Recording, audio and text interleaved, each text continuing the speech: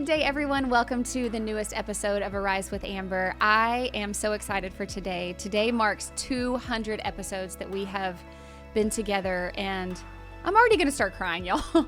I have the most amazing guest on my podcast today, and I'm so grateful to have her here with me. She has been highly, highly requested by any time that I ask, who should I interview? You guys always say this person. And thank you guys if you guys have been here since day one of Arise, almost 4.5 years ago. We're going to be going on 5 years this year. Thank you if you were there from day one, and thank you if this is your day one. You have come on a perfect day. Today, I get to interview my incredible mother-in-law, Debbee Smith. She has been such a beacon of light in my walk and in my journey. She not only walks the walk, or not only talks the talk, but she walks the walk, and she exudes the love of Jesus with everyone that she meets. She is the first person to give of her time, and she helps anyone around her. She has been such a blessing to our family and in my faith journey. And so you guys have requested her because I've talked about her so much. She is here with me today. I am so grateful to have her. I'm going to warn you that we are both criers. So we will probably cry multiple times today, but thank you so much for sitting down with me. Oh my goodness. Today. Thank you for having me. Thank you Yes. for inviting me on this special day. And first of all, I just want to say well done. Thank you. You know, to be here. I was one of those on day one, all those many episodes ago, and seeing how God has worked in you and through you, and just give him all the glory. And thank you for to just show up and to just keeping on and for all those that you've helped. So well done. Thank you. I love you so much. Okay. Oh, thank you. So tell me a little bit about what is, because okay, so Debbie just had to take a little bit of time away. She's been helping out with little baby David, who is her brand new grandson with Parker and Amy. So how has that been, having this precious new little life that you get to oh my to goodness have and hold? Oh my goodness, it just a little miracle, and so exciting to be able to do this again. Yeah. I mean, did it 4 times with you and Granger, and to have this blessing to be able to be here and experience this and hold this little precious being in my arms and spend this time with them and helping them out has just been wonderful. Yeah. Just wonderful. Hated to leave. I know. But I know that, I'm close and hopefully be able to, they'll call me again and I can come back and help. Who do you think, does he resemble either one of them right now, or is it still too early to tell? I just stare at him, and I've just been looking at him, and I know that everybody sees, probably everybody, we all see our families. But when I first saw him, he just looked like every other grandchild. Yeah. All of y'all's kids and my sons. But as I watch him, I see them both. He is, but it's going to be exciting to watch him change and develop, which he quickly will. Yeah. He's got some really good hair. He does. He has really good hair. I love it. And it sticks up. Okay. What are some of the greatest blessings about being a grandmother? Well, just being with them and spending time with them, and being part. So see, I brought Kleenex. It's okay. We have Kleenex. being part of this time with my kids, and one of the this very special time in their lives, and being a part of it, and sharing that has been wonderful. And especially, I would say too, being a widow in this time, because babies bring so much joy, and to be part of all of this joy is just a gift. Yeah. And God is so faithful that, at least especially in our family, he's just been so faithful in bringing joy along with that grief. Yes. It's like, it seems like anytime our family has gone through a season of suffering, God also brought joy, and filled it. Yes. With a new baby or a new marriage or something. Yes. Yeah. Sometimes we had to wait a little bit, but that even made the joy even greater, I think. Yeah. Okay, so we're going to go way back, guys. We're going to go way back with Debbee Smith. Tell me a little bit about your family life growing up. What did home life look like for you? What did your childhood look like? That was way back. Way back. Like 20 years ago. I have good memories of my childhood. I was the fifth of 6 children. I had 2 older sisters, 2 older brothers, and 1 younger brother. So I was a big sister and a little sister. Yeah. And had a very hardworking dad. He was a veteran. He was in the Navy, and then a stay-at-home mom. Both worked very, very hard at the jobs that they did do. And I would say, there were challenges, there were ups and downs, there was discipline, there was responsibility and expectations that we knew about. There were not a lot of funds, so we had to be resourceful. My mom always used to say, we may not be rich in money, but we're rich in love. Yeah. And so that just kind of carried us through a lot. And yeah, my mom is still around. I've lost my dad many years ago, but a lot of the lessons learned then have carried me through for my family and my extended family.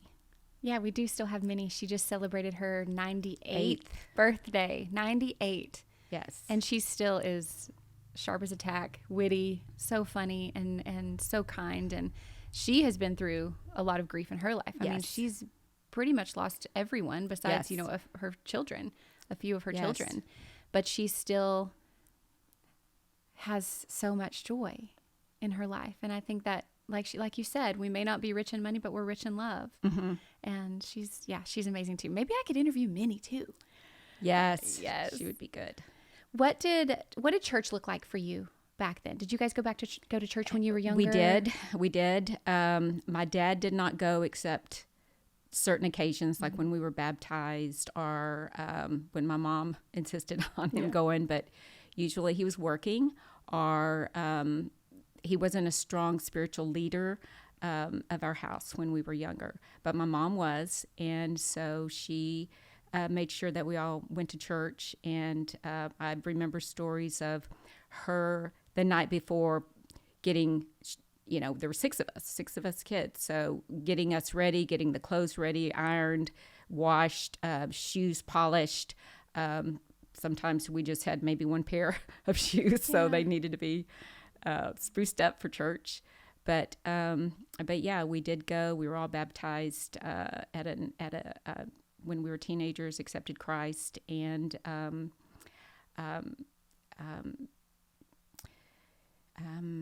yeah. Do you remember?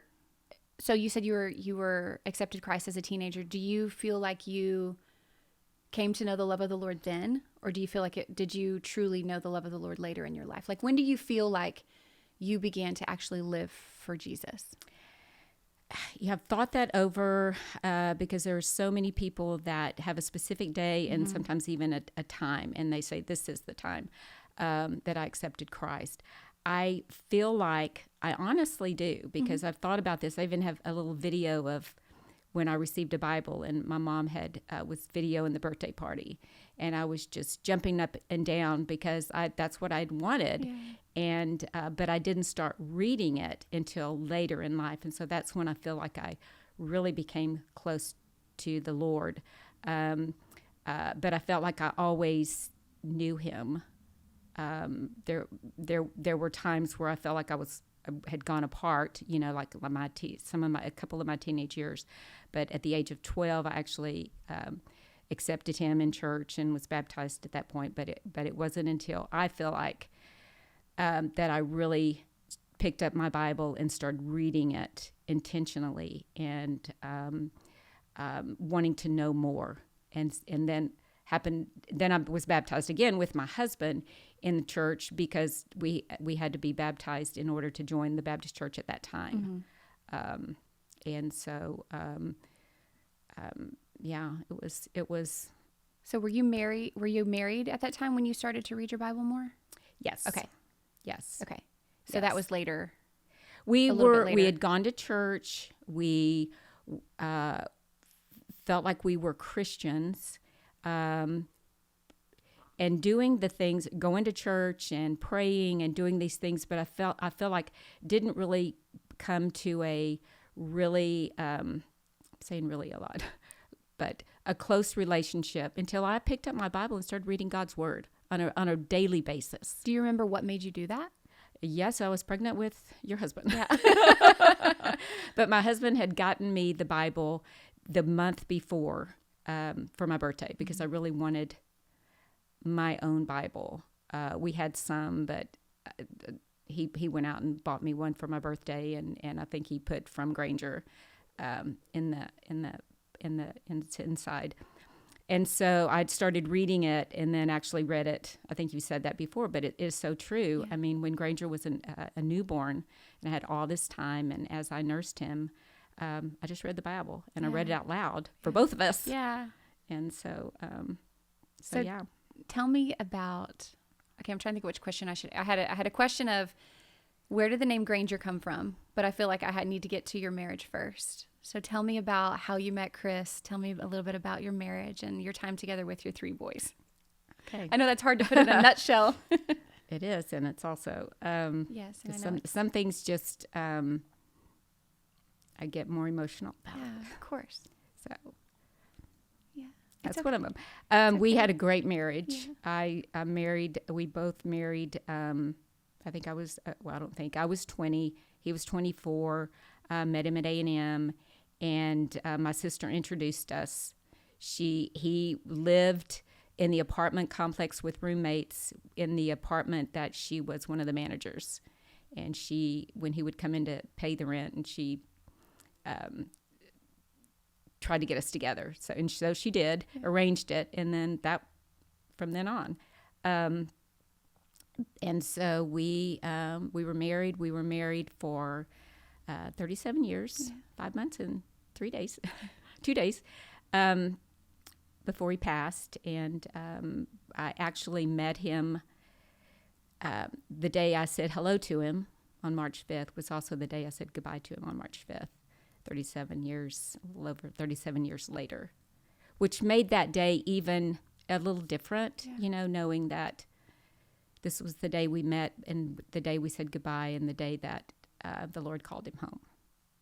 But we had we had a very good marriage. Challenges like a lot of married couples do. Yeah. But we had made a commitment to ourselves. In fact, he was the one that said from the very beginning that, this is for life. Yeah. This is for life. And I said, yeah, it is. We're in this through ups and downs, and this is a 24-year-old speaking. So he was our spiritual leader, and that's what I wanted since I didn't have that growing up too. I was wanting that when I dated, and I wanted a good, strong leader for a family, a good man, and someone that would be a good father to the children if God chose to give them to us. And he did. He chose to give us 3 sons. And I'm very thankful for his plan. Yeah. Because there were those that had said, did you ever wish to have a daughter? And I got daughters. You were my first daughter when you married my son. And so then God gave me a daughter as a baby because you were an adult daughter. Yeah. And then he gave me as, my granddaughter. And so God provides. Yeah. We think we know what we want, but he always provides so much more than we could ever imagine. I love that you said that he said that this is for life. Yeah. And I think that's so lost in today. I think people just assume, well, if it doesn't work, I'll just give up. What advice would you give to singles, looking either decide, like, because I remember I didn't know that I would ever get married. I came from a family of divorce, so I didn't have a good view of what marriage looked like. So what advice would you give to someone like me back then, or a single now who either it might be afraid to get married or think, well, if I can just get married and if it doesn't work, I can just find somebody else. Like, obviously you believe in the sanctity of marriage and you believe in the importance of it. So what is some advice that we could give to young singles that either don't view it as what it should be or are scared? First of all, I just think that we need to really sit down and go over our beliefs and not just what feels good or go over our feelings. But course, I would always direct everybody to God and to the Bible and to the truth of His Word, because He says it in there. You know, He tells us. And so, you know, we have to go into it with that commitment. Anything in life, really, and that really is one of the most, other than accepting Christ, is the second most important decision we'll ever make, is the person that we choose to spend the rest of our lives with. And if it's in God's will to have children with and raise those children. And so we have to have a strong commitment in order to do that. And we're going to have problems. We're going to have challenges. Of course we are. And sometimes on the outside, it may look like everything's great. But you make choices in life. You make choices that I'm going to do the right thing. I'm going to make this commitment. And then God will provide. I mean, He will see you through. He works all things together for good to those that are loved and called according to His purpose. And if we are in His will, as we go through these struggles and we go through these problems, you know, and we stand firm, we stand to His truth, and then we go through that with them. And it's not always easy. There's a lot of difficult, there are a lot of things that are difficult on that journey, but then He will give us, you know, we will see, He will, and we will learn from that. Yeah. And that it will give us the strength. He will give us the strength then for the next next time that we have those problems. And we will. Yeah. I mean, because we're in this world, we will. We will have problems. We will have troubles. Yeah. But it's, and we're going to have them anyway. You know, for those that don't have the Lord, are not going to see, or not going to be able to draw from His strength, and then to go forward and build on that foundation of Christ. So wise. She's so wise.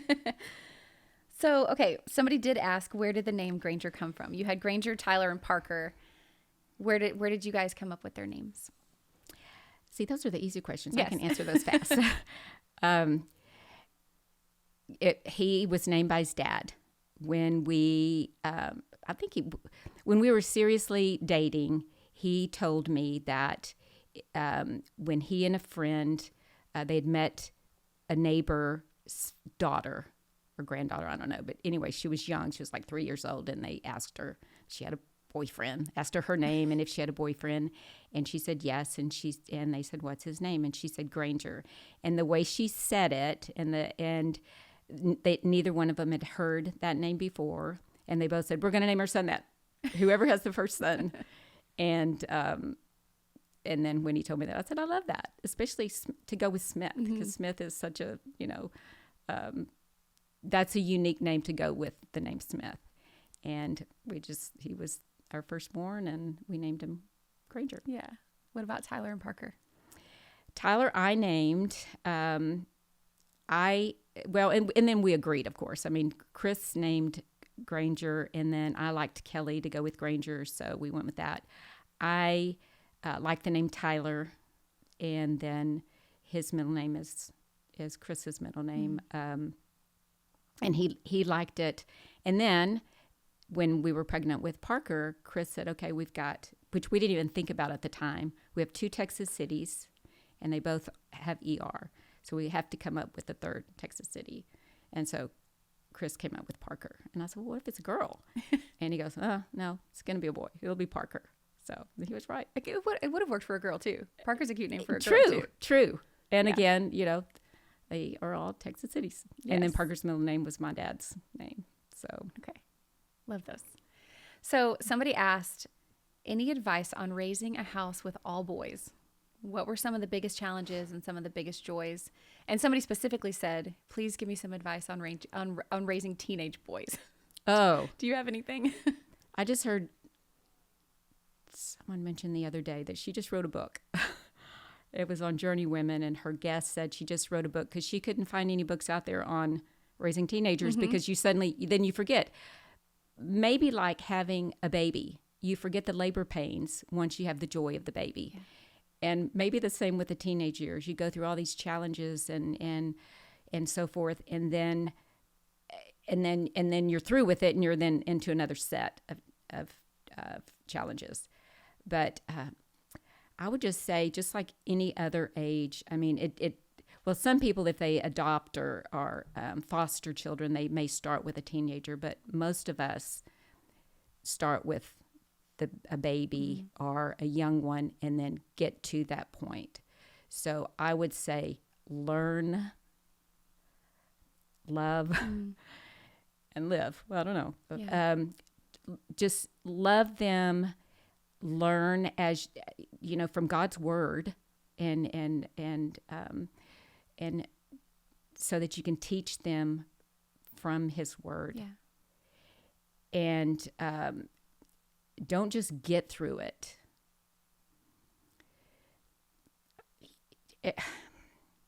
But you need you need help, you need resources, for those that that are maybe raising a child alone, get into a community with a good church, some good friends, some good role models for those individuals, because it's difficult, and I don't think we can do anything really alone. Yeah. We need others to come alongside us and help us. And the teenage years can be very troublesome, because then they start heading out and they start making new friends, know what's going on in their lives, be a part of their lives. Do not just let them go. I mean, even though you've given them more independence, teach them early how to handle that independence and be intentional and be part of their lives. And that's one thing Granger always said, was that you guys always knew where he was. Like you didn't try to be his best friend. You didn't, I remember he told me, I think Chris, he said he was going to a friend's house. He wasn't there. Chris ended up showing up wherever he was and just drove up and was like, get in the car. So you guys just always knew where they were. And you didn't try to be their best friend. You didn't try to be the fun house. You set rules and boundaries. And Granger always says how much that impacted him and how much he's so grateful for that. Because he tells me now, as we're raising our kids, like, kids need boundaries. They need restrictions. They will lose sight of everything if you just give them all the freedom in the world. And so he attributes, the way he was raised and how he's grown into, all three of them have grown into just such good, kind, faithful, respectful men of integrity. And I think that is, it's because of the way that you guys raise them together, of faithful, loving, and enduring parents, doing the hard things. Because making those hard decisions, saying no, saying you can't hang out with that person, those are hard things to do. I had someone to ask me. They said they wanted to commend us for raising such great kids, and I said, well, it wasn't just us. Yes, we did what we knew how to do when we did it, but it was all, we gave God all the glory, and it was the three of us. It was God choosing to use us, which is such a privilege, and to raise these three boys, to be able to do this 3 times. And when I stopped to reflect, because a lot of life has passed by and there have been different things along the way that then I started concentrating on. But if I stand still long enough, because this person wanted to know a little bit more. And so I said, okay, well, yeah, I mean, it was tough. I mean, on the day to day, it was tough. You have to make choices that are the best. Just like back before we even got married, and I was saying making a commitment. We don't have to have children. I mean, there's one way to have children. Well, there's a couple of ways, but it takes us to be able to, to have a part in that. You can be single and then choose not to have children, or so when you do make that decision and that you're going to have a child, then you make a commitment to that child too, to be there and to raise them in the way they should go. And you have to make a lot of hard decisions, and then you're going to make a lot of mistakes. You're going to make the mistakes because there's no perfect way and right way to do it, but we ask God to take all the, to fill in all the gaps. We'll fill it all in, but all the ways that we think we're doing it right and doing our best is not the best. His way is the best, but just fill that in or make it help us in all of this. Yeah. Fill in all the places where we lack. Lack. Where we fail. A lot of the places where we lack, but because we're just going to do what we know to do. We're going to make mistakes along the way. But yeah, we went, and Chris went and picked them up different places, all of them. You know, we wanted to make them accountable. They had to be accountable because it was for their own good too, so that we knew we were preparing them for life. It wasn't just to be at home, just to make mom and dad happy. It was for them to be able to get through the tough stuff of life, because that was one of the most important things in raising them, was that they could handle life on their own when they were, you know, when we left or when they were gone away from us, and to be able to overcome whatever life came their way, you know, to be able to handle it and so. One thing you've always said, which I loved, is, you know, a lot of us have passionate children, and you've always said, break the will, not the spirit.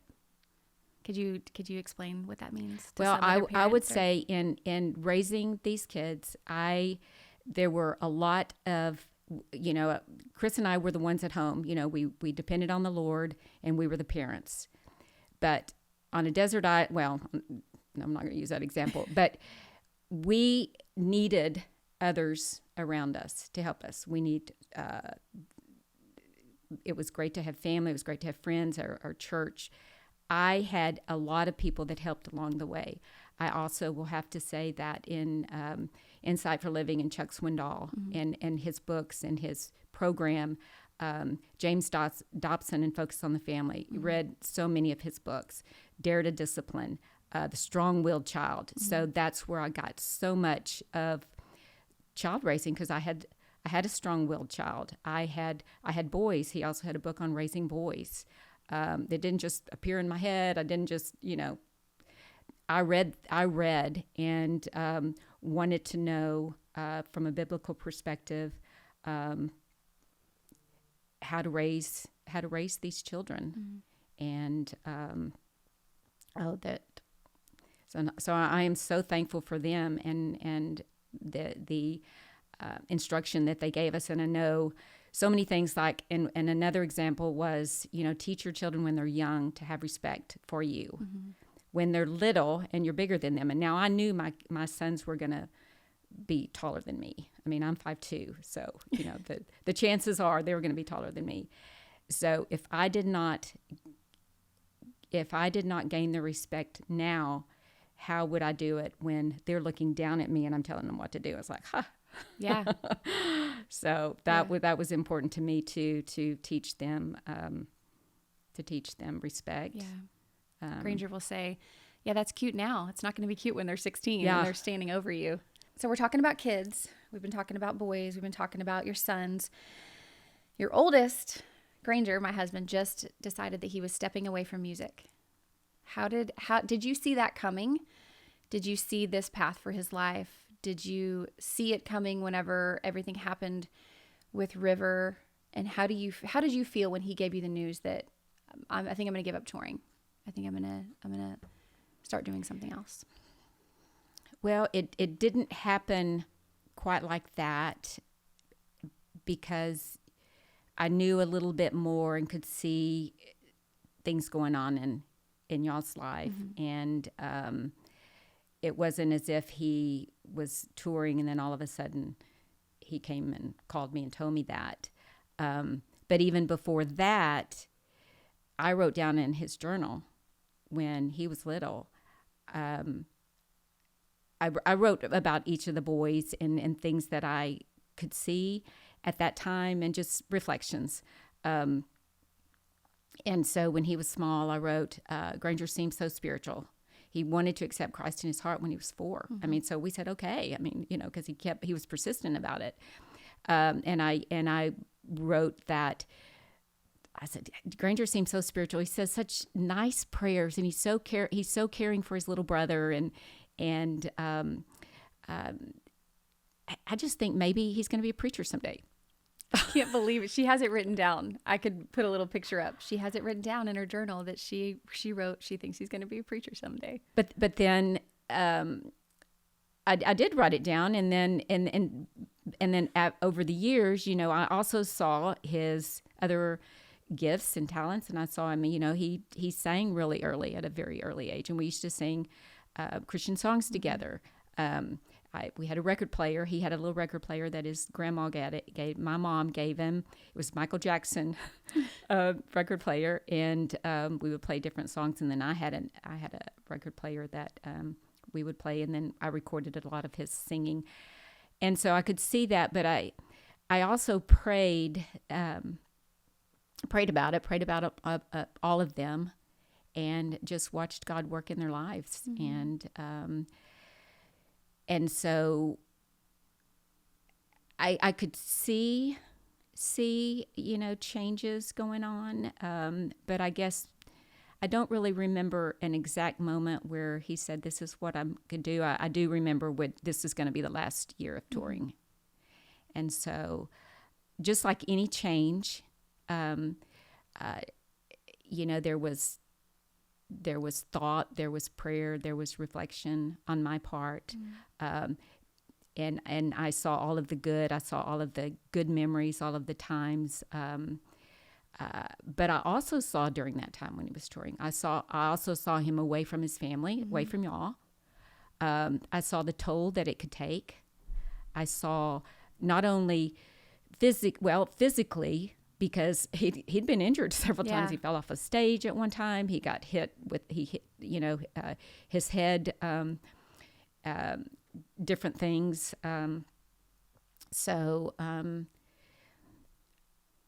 just saw God working through it all. Yeah. And then when I knew, just like other times in his life, when he knew that he was going to take the next step to do something else, and that this is what he was going to do. And so I needed to get back behind him and encourage him. And what greater thing for him to do, but now to use for y'all to go forward and use your lives to glorify God in this way. So I'm going to seminary, and so I'm very grateful. He said before, a couple of the greatest things that his parents ever gave him were his name, his braces for his good smile, and just support of what he wanted to do, especially like in music at such a young age. You guys just always were there and supported him, and you're continuing to do that with what he's doing. And like you said, what greater thing than to go out and glorify the Lord. And he has said there's too many hurting people in the world to do anything else. So, well, I love to hear that. I love to hear, that. I love to hear some, and he's given it to me before, and so have you. So, but I love to hear that Chris and I, through that we're able to participate with the Lord in raising, the privilege of raising children, as difficult it was, the challenges that we had, but all of the wonderful joy. And the other thing is that, again, a lot of the decisions that we made and the ways that we raised them and to be encouraged them were also by seeing how it didn't work in other families. By seeing, sadly, where children were forced to follow the paths of their parents, or were forced into something that they did not want to do, and then to see the rebellion because of that, or to see the child not have the fulfilling life that God had planned for them because they were trying to please their parents. And so we wanted to not do that. We wanted to, as difficult it was at one point when Granger was going to leave A&M, when people were saying, oh, you're going to let him quit school. But we prayed hard about that. We really prayed about it. But something that people may not know is that was also at a time as we were praying when the bonfire fell. Yes. And so many, sadly, were killed and injured during that time. And we got the call in the middle of the night by another mom, and Granger and his class were supposed to be there at that time, and yet another group were there. But what it made us realize at that time, and continue to know that, our days are limited. Yeah. We are here for such a short period of time, but we learned that we wanted to allow him to go and do this. Yeah. To go and do what it seemed like he had this opportunity to leave. He eventually came back, and finished his degree at a time when it was a time, but we did not want, but that was all going on at the same time. So there are a lot of things that influenced us. We'd prayed about it, and a lot of things that influenced us, but we just wanted to not be such harsh parents in that regard, but to be able to see the strengths of our children and allow them to be all God created them to be, rather than what we thought they should be and what they should do and how they should do it. Yeah. Because it was kind of obvious. I mean, Granger, he wanted to take guitar lessons, and let me check and see, let me find a good teacher. Let me ask your friends. And while I was doing that, he found his own teacher. Mm-hmm. And then he came to me, Mom, I found this teacher. And I said, okay, well, let me go and talk to him. Let me interview. Let me make sure this is okay. He goes, okay, Mom, well, just if you want to come with me. But he didn't even have his license, so I did have to drive him. So I could see a lot of times how I had to just go along, because he had this drive too in areas where he was going. All of them seemed to do that, so that made it not, I don't want to say easier, but in some ways it did, as we prayed about it, because I could just see God working in their lives. Yeah. And then, that's how, he ended up taking lessons and playing the guitar, and then some other things that he did and they did in their lives, that we realized that, okay, we can just not be so strong or a strong hand, but kind of allow them. And I had others to say that their kids were taking guitar lessons or piano lessons, and what advice did we have in that regard? Mm-hmm. And I thought, well, I didn't really. I mean, they just decided they wanted to do it, and then they started playing on their own. Yeah. I just know that made such a big impact on all of them. It's just that you guys supported them, but you remained in prayer about it together. And I think you guys have lived in such a way that you have realized that they are the Lord's, and that you live your life with open hands, that if you're prayerfully in relationship with the Lord and you're prayerfully, reading God's word, then you're in God's will for your life. So whatever it is that the Lord is leading your kids to do or leading you to do, if you remain faithful in that, then you can have confidence that they're not going to go outside of God's will. Does that make sense? Mm-hmm. Like yes. You guys were prayerfully supporting them in that way, and living your life together, prayerfully together, and with open hands, just encouraging them along the way. But we talked about, you mentioned when you talked about the bonfire, that our days are numbered, and this Granger leaving country music and this podcast was birthed out of a season of suffering. Like, that's why Rise with Amber came to be, was out of a season of grief when we lost River. And shifting gears to a more sensitive topic, but you are not a stranger to suffering. You yourself have lost your dad. You lost your husband, Chris. You lost a brother. You lost your grandson. How, I guess I'll start with when do you remember being hit with a first season of grief for you? And how did your parents ever model grief for you in a certain way? Like, what did grief look like to you growing up? If you had to witness anybody walk through grief, how did that look like? And then when do you remember your first bout of walking through a deep pain of suffering? Well, like, I think, I thought of my dad. Mm-hmm. His mom died. I was 12, and so my dad was probably in his 40s when his mom died. His dad had died before that.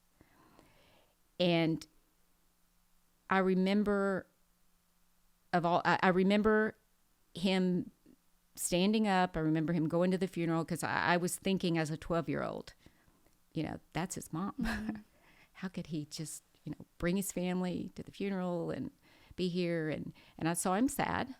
I saw some tears. And my dad, who, I looked up to as just this hardworking, strong man that could do anything, that could continue to work, even though he had injured his hand at one point, continued to work with his injured hand until my mom forced him to go to the doctor. I mean, that kind of toughness in him. But that helped me many years later, because I would say there were others that had passed away. Another grandmother that, and I watched my mom and dad go through that as well, and my one grandfather. But probably the biggest impact is when I lost my dad. Mm-hmm. And I remembered my dad, and I remembered that he carried on for his family. Yeah. And that's why I was still able to carry on, because my dad didn't run away. He didn't disappear. He just got up every morning and went to work. And yet that also made me realize, oh my gosh, he must have been suffering. I know he was. I mean, who doesn't suffer when they've had a loss, a parent, or any loss, of course. And we never really talked about it because, when you're younger and a teenager or whatever, life is more about you, and you only think about that as you become an adult. But I would say that was my first biggest loss, was my dad. But that's when I was on my knees. Now I had, prior to that, it was like God strengthened me through every season that I'd gone through, because there were other losses. There were some very big concerns for the kids in some health issues when they were babies, that we really had to pray about and give to the Lord. And so we were on our knees, we were praying, we were bringing it before the members of the church in prayer. And God had seen us through that, and the children, had gone through these illnesses and so forth. But the first big loss was my dad. And so that's when I learned about leaning on God, mm-hmm. how he saw me through, and continues to. I remember one of my sons asking me about talking about faith. And I said, it's through suffering. I mean, it's because that's when when I lost my dad. And that's when I was really praying, and I was reading my Bible and searching and wanting answers, and I realized that God was available and he was there. And that's what we need. That's who we turn to. He's the only one that can help us, really. And if we allow him to do that, then he teaches us each day then to go forward and be able to help others, because he comforts us so that we can comfort others. And we don't know what is ahead, but God does. And so that helped me, because we can't draw on something we don't have to draw on. And so if God hadn't given to me during that time, and he hadn't allowed me to go to his word and to draw the strength from his word and from church and from others, but mainly from the Lord and his word, then I would not have been able to then go to the next season of life when he was going to call Chris home. Yeah. And then call River home. So something that I would say that was so important to me too, and I heard this said to me maybe Chuck Swindoll, or, and probably because I was listening a lot, especially when my dad was going, because he suffered. He didn't just die instantly. He had cancer, and so there was time that we prayed, and time, I think about 4 months from we first heard that he was terminal. And so I listened to a lot of the programs, and read a lot, was reading the books, and then I would take them to my dad, and I would let him listen to some of these too. But I learned at that time that we can't draw on, we need to be able to have this, and it helps us the next time. So I would say, we're all going to suffer. We're all going to go through a loss, or because we live in this world, and it's and Jesus says, we in this world we are going to suffer. We're going to have, he did. Mm-hmm. How would we think that we could get through without and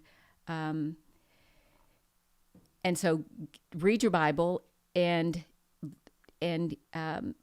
be prepared, so that you're better prepared when you have prayed about it and read your Bible, instead of suddenly, you would have to go to others. You would have to be able to, even though we do have to go to others, but you would have something to draw from, mm-hmm. because you've already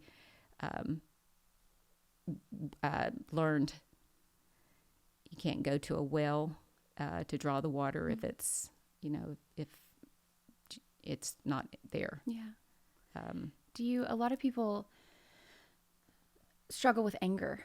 A lot of people get angry at the Lord. Do you remember, with your dad or with Chris or with River, a time where you didn't want to read your Bible, or you didn't want to open it? I hear people say sometimes, well, I don't even want to pray.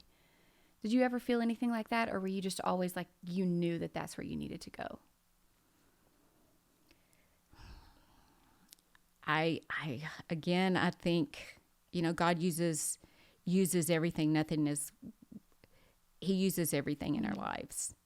And I just believe that throughout my life, he has used my life for the next, whatever was going on, mm-hmm. in my life. And so I just always believed that. I just always had this trust, mm-hmm. that he's the only answer. Yeah. He's the only answer. And I did read my Bible. I prayed more during those initial times of loss. I couldn't read anything else. Mm-hmm. I just couldn't. I couldn't read books. I could read some devotionals, but my attention span couldn't go. It was God's word and talking to others that were wise. And so you say that you trusted, and the only way that we can trust someone is if we do know them. And so I think some people find it hard to trust somebody because they don't know the God of Scripture. So, I hear you saying over and over, we have to go to our word, we have to read the Bible, because when seasons of life do hit us, when suffering does hit us, and it will, all of us, because we live in this fallen world, that if we don't have that firm foundation, it's like the Bible says, we're going to crumble like sand. Is there anything that when you were going through, when we lost Chris suddenly, is there anything that helped you in your suffering and your pain in those first few days or weeks or months? Was there anything that was beneficial that helped you? People always reach out and say, I don't know what to do for somebody. What were some things that were helpful for you? And maybe what were some things that weren't so helpful that people did or said? It's amazing how, you can always go back and it's there. What was helpful to me was, first of all, I was able to call a friend. Yeah. Because I was there alone when I first discovered Chris, and was able to call the authorities and emergency services and so forth, and then they advised me to call a friend. And so I called my neighbor, and they came immediately to be with me. So don't ever go through anything alone, ever. And then I called Granger first, being the oldest son. And I can remember saying, I knew I needed to.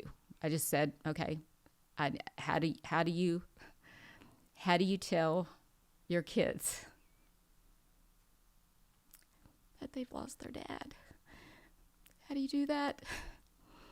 And then someone said, do you want me to call? And I said, no, I need to. I'm going to call. So I did. And he had, and then I wanted him to call Tyler. First, I made sure he was not alone. Again, don't be alone. You know, we need people. We need people in our lives to make sure that he wasn't alone and he was home. And then I asked him to please call Tyler, because I was trying to deal with everything there at the time too. Please call Tyler, make sure he comes to you, and then please call Parker. And then I told everybody, don't come. Yeah. Granger had toured. Go ahead. Dad would want you to go ahead and go. And I told Parker, he was at A&M and he had a test, and I knew about that. And I said, just stay there. And nobody did. They all came, and I was grateful for that. You know, so being with family and the family coming was a tremendous help. Yeah. My neighbors were going to stay. They said, we're staying here until somebody gets here for you, because we don't know. When something like that happens, we need other people to be the brains for us, because our minds just are not focusing, because we've had this sudden shock to us. And so I had people surrounded by my good family and good friends, and then continued to be. And then the church showed up. Then all of my friends, they were showing up with meals. We had the pastor come over. What was not helpful, just like in the book of Job, I think you don't want to, you want to be there. You want to be very sensitive. Sometimes just your presence is enough. I know one of your friends asked me one time, am I coming over too much? Please tell me what's going to be good. And I said, the fact that you're here. And I said, but I'm doing the same thing. I'm just watching, praying, trying to meet needs, being respectful of not overdoing, which can happen. And I know I've done that in the past, but I've learned, sometimes we have to go through our own to realize what we need to do the next time. Yeah. Because I know I've made a lot of mistakes. I've said too much. I've hugged too much, or, I would say just be respectful, listen more, and meet a need. Yeah. And you don't always have to ask about it. You can just, if you see a need. Right. I think that's so helpful that you said that, because you're right. When you're, especially in a shock moment of grief, people always say, well, what can I do? What do you need? And you're just like, I don't know. Yeah. I don't know. And I think just having people there's a time to just be there. And like you said, you don't even have to say anything. You don't have to give them, God has a plan, or God needed an angel, and all the things that people say. Just be there, wash dishes, take their kids, help them. If you see a mess, just be there, just sit with them, pray with them, hug them, or don't say anything. I think the friend you're speaking of just showed up every day for like a month. Yeah. Just showed up. Yeah. And she didn't know what to do, but she just came, and she was just like, I'm just going to be here. Yeah. And so I think that's so true, because people don't know. I did see something one time that said, it was a text, and it gave like 5 options. I'm bringing food, I'm taking your kids, I'm doing your laundry, I'm sending you a gift card. Pick which one you want. Yeah. Because then they can just say, okay, I'll take number 2. It doesn't leave it open to be, no, we're fine. It's like, you have to pick one, I'm going to send it. And that just helps when people are going through those painful seasons. And I would say that, we're still learning. Yeah. Yeah. I mean, I still ask you, I've asked you. And then when others ask me, maybe how to help you, or what to say or do, or whatever. And I said, and I'm still learning too, of how to do that, and the best way to do that. Yeah. And me too. I think we all are still learning. Well, guys, we have decided to break this episode into two. We just got busy talking, and we have so many questions, and we got into really good conversation, but we are going to save the second half of this episode for next week. So make sure that you tune in next week and join me as we finish our conversation with Debbee Smith. You are chosen. We'll see you next time. Bye.